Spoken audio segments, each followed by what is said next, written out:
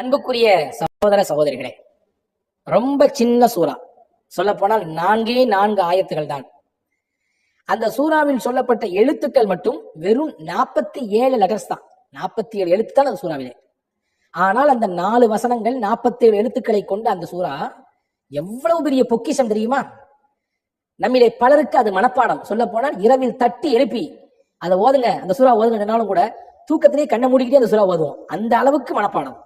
ஆனால் அந்த சூறாவின் பலன், நன்மை என்ன என்பதை நம்மிலே எத்தனை நபர்கள் தெரிந்திருக்கிறோம்? அந்த சூறா தான் நமக்கு சொர்க்கத்தை பெற்றுத்தரப் போகிறது. அந்த சூறாவின் பேரருளையும் அதனுடைய மகத்தான அந்த பாக்கியங்களையும் நாம் உள்வாங்கிக் கொள்வோமே, ஆனால் இனிமே அதை உணர்வுபூர்வமாக ஓதுவோம். அதை நம்முடைய நாவிலிருந்து வெளிப்படுத்துகிற பொழுது நிச்சயமாக அந்த ஈடுபாடு நமக்கு கிடைக்கும். பெருமானார் ஸல்லல்லாஹு அலைஹி வஸல்லம் ஆச்சரியப்படுத்திய சூறா. வாருங்கள், நெகிழ்ச்சியான ஒரு நிகழ்ச்சியோடு அந்த சூறாவினுடைய பலனையும் அது கிடைக்கக்கூடிய அதனால் கிடைக்கக்கூடிய நற்பாகியங்களையும் தெரிந்து கொள்வோம். நபிகள் நாயகம் ஸல்லல்லாஹு அலைஹி வஸல்லம் மதீனாவிலிருந்து கிளம்பி தபூக் என்ற இடத்துக்கு போயிருக்காங்க. யுத்தம் நடக்க போகிறது. மதீனா டு தபூக்ங்கிறது சற்றேறக்குரிய 780 கிலோமீட்டர் தூரம். அவ்வளவு தூரம் அங்க போருக்காண்டி போயிருக்காங்க. என்னைக்கு மாதிரி அன்னைக்கும் காலையில சூரியன் உதிச்சிருக்கு. ஆனா பெருமானார் ஸல்லல்லாஹு அலைஹி வஸல்லம் சூரியனையே அப்படியே வச்சக்கன் வாங்காம பார்த்துட்டு இருக்கிறாங்க. அன்னைக்கு சூரியனுடைய கதிர்கள், ஒளி, பிரகாசம் ரொம்ப அற்புதமா இருக்குது. அதை பார்த்துக்கிட்டே இருக்கிறாங்க. கொஞ்ச நேரத்தில் ஜிப்ரீல் அலைஹிஸ்ஸலாம் வர்றாங்க. தபரானியில் இந்த ஹதீஸ் இருக்கிறது. வந்தவங்க ஜிப்ரீல் அலைஹிஸ்ஸலாம் கேட்டாங்க, என்ன நபியே, எல்லா நாளைக்கும் உதிக்கிற மாதிரி தான் இன்னைக்கு சூரியன் உதிச்சிருக்கு, இதை இவ்வளவு ஆச்சரியத்தோடு பார்த்துட்டு இருக்கீங்களா, என்ன காரியம்னு கேட்டாங்க.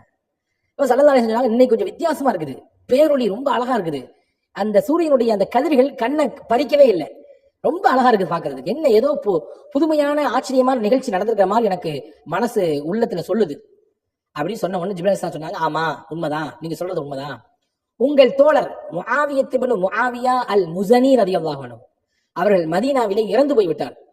அவருடைய இறப்பு செய்தியை கேட்டுவிட்டு வானத்திலிருந்து மலக்குகள் அப்படியே சாறை சாறையாக வந்து பூமியில இறங்கியிருக்கிறாங்க. அவங்க இறங்குனதனுடைய வெளிப்பாடு தான் பேரொழியா இருக்கு.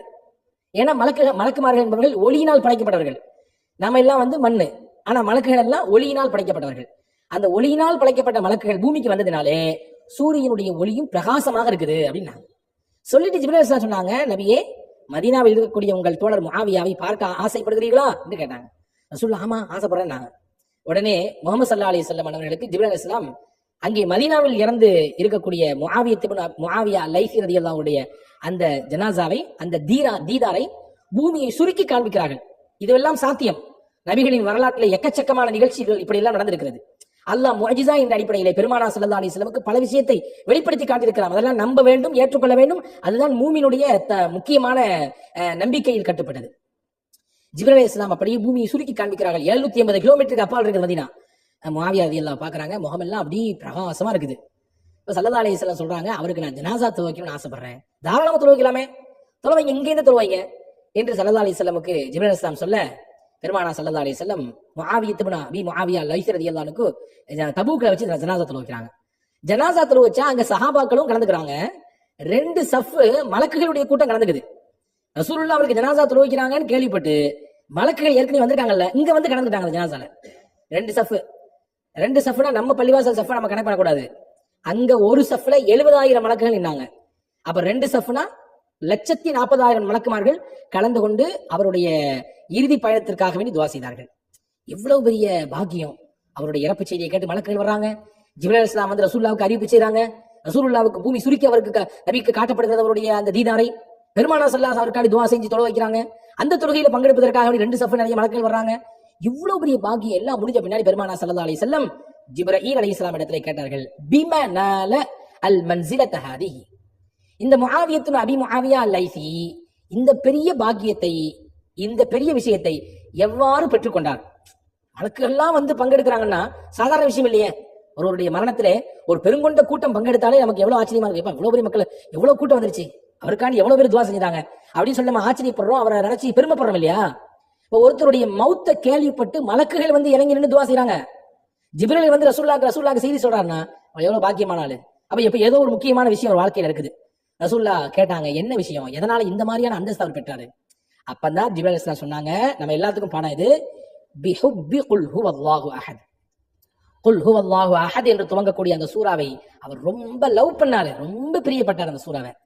ஏன்னா அந்த சூறால சட்டங்களை பத்தி எல்லாம் சொல்லல, வேற முன்னாள் காலத்தினுடைய வரலாறுகளை எல்லாம் சொல்லல, வேற ஏதாவது வாழ்க்கைக்கு தேவையான விஷயங்களை சொல்லல, வேற ஏதாவது நம்முடைய வேற மற்ற விஷயங்கள் மார்க்க ரீதியான மத்த செய்திகளை எல்லாம் அல்லாஹ் சொல்லவில்லை. அதிலே சொல்லக்கூடியதெல்லாம் ஒன்றே ஒன்றுதான். அல்லாஹ்னா யாருன்னு சொல்றான். அல்லாஹ்னா யாரு? அவன் ஒருவன், அவன் தேவையற்றவன், அவனுக்கு பிள்ளைகளும் இல்லை, பெற்றோர்களும் இல்லை, அவனுக்கு இணையாக உலகத்தில் யாரும் இல்லை. இதுதான் அல்லாஹ்வை பத்தி சொல்லக்கூடிய ஒரு வட்டுருக்கமாக. அல்லாஹ் என்றால், இறைவன் என்றால் இந்த தன்மைக்கு உட்பட்டவனாக இருக்க வேண்டும் என்று இறையியலை சொல்லக்கூடிய ஒரு அத்தியாயம் அது. அதை சொல்றதுனால அவருக்கு ரொம்ப அதன் மீது பிரியம், காதல். அப்படியே அதிலே சொக்கி போய் அவர் இந்த சூறாவை திரும்ப திரும்ப மடக்கி மடக்கி மடக்கி மடக்கி ஓதிக்கொண்டே இருப்பார். ஜிப்ரைல் அலைஹிஸ்ஸலாம் சொன்னாங்க ரசூலுல்லாஹ்ட்ட, காயிமன் வ காயிதன் வ ராகிஅன் வ சாஜிதன் வ நாயிமன் வ ராகிதா. நிற்கும் பொழுது, உட்கார்ந்து இருக்கும் பொழுது, சஜிதா செய்யும் பொழுது, ருக்கூல இருக்கும் பொழுது, இப்படி குனிந்தால், நிமிர்ந்தால், ஆனா நடந்தால், ஓடினால், எல்லா நிலையிலும் இந்த சூறாவை அவர் மடக்கி மடக்கி மடக்கி மடக்கி பிரியத்தோடு ஓதினார். இதை பிரியப்பட்டதினாலே அல்லாவும் அவரை பிரியப்பட்டான். தன்னை பற்றி சொல்லப்படுகிற தன்னுடைய சிஃபாத்துகளை பற்றி, தன்மைகளை பற்றி, தன்னுடைய இலாகியத்தை பற்றி சொல்லப்படுகிற, இறையியலை பற்றி சொல்லப்படுகிற அத்தியாயத்தை அவர் நேசித்ததினாலே அவரையும் அல்லாஹ் நேசித்தான். அல்லாஹ் நேசித்ததினால் எங்களை எல்லாம் அனுப்பி வைத்தான், அவருடைய ஜனாசாவிலே பங்கெடுக்க செய்தான் என்று ஹஜ்ரத் ஜிப்ரீல் அலைஹிஸ்ஸலாம் நபிகள் பெருமானார் ஸல்லல்லாஹு